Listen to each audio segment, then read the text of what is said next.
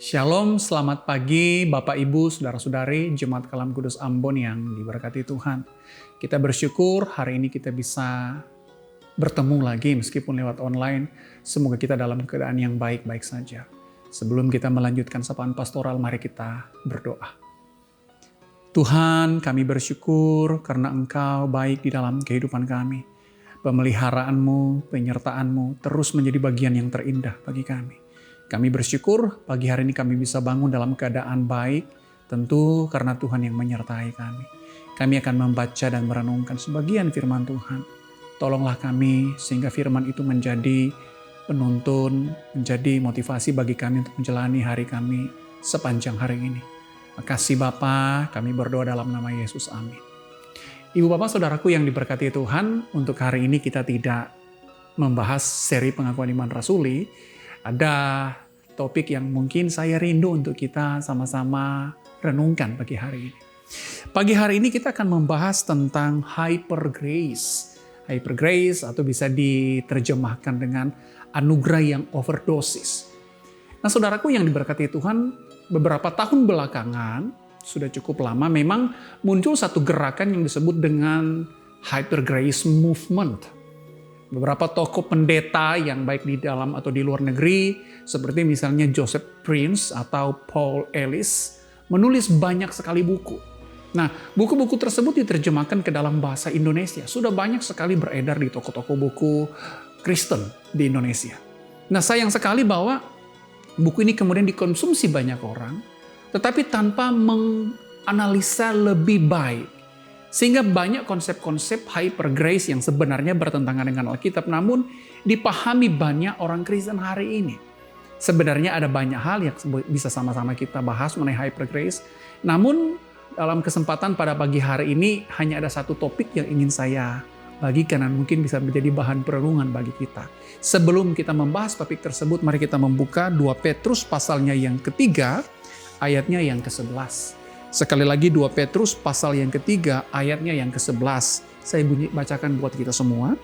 Firman Tuhan berbunyi demikian. Jadi jika segala sesuatu ini akan hancur secara demikian, betapa suci dan salehnya kamu harus hidup. Jadi jika segala sesuatu ini akan hancur secara demikian, betapa suci dan salehnya kamu harus hidup. Ibu bapak saudaraku yang diberkati Tuhan, hyper grace ada banyak sekali yang bisa kita bahas, namun pagi hari ini sekali lagi ada satu topik. Hyper grace menekankan anugerah Allah yang besar sekali. Anugerah Allah yang melimpah-limpah. Bahkan anugerah Allah yang overdosis.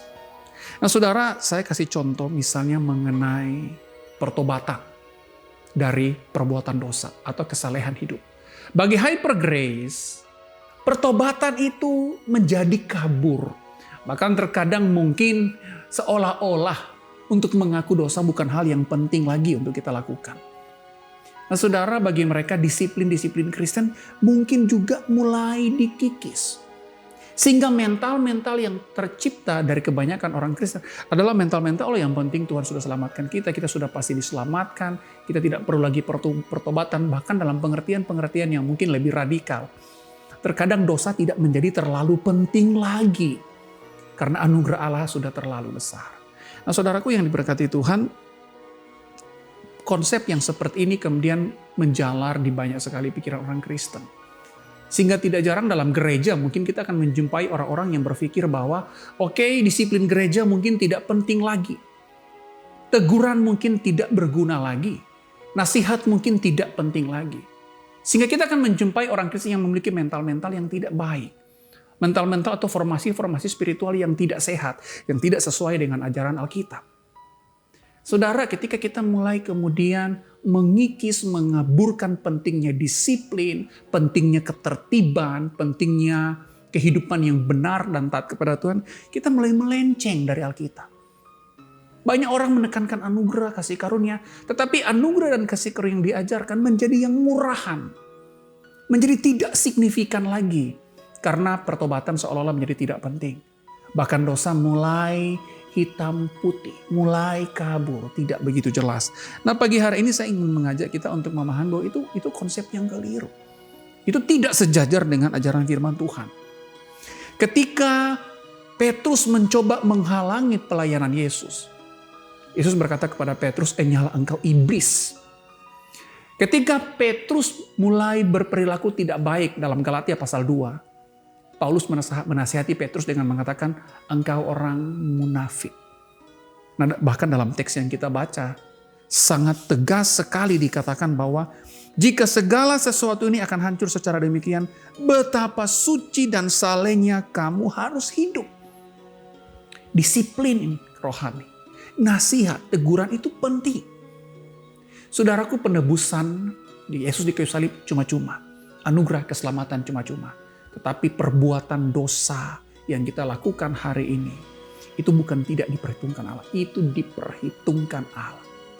Pengampunan bukan hal yang murahan. Anugerah bukan anugerah yang murahan. Sehingga menjadi tidak bernilai lagi. Anugerah harus dibarengi dengan kehidupan yang telah diperbaharui. Nah saudara, kasih karunia itu bukan kasih karunia yang murahan. Manusia memiliki tanggung jawab untuk mempertanggungjawabkan hidupnya di hadapan Tuhan. Apakah dia bisa diperhitungkan sebagai orang Kristen atau tidak. Kehidupan kita itu penting sekali. Dan itu diperhitungkan Tuhan.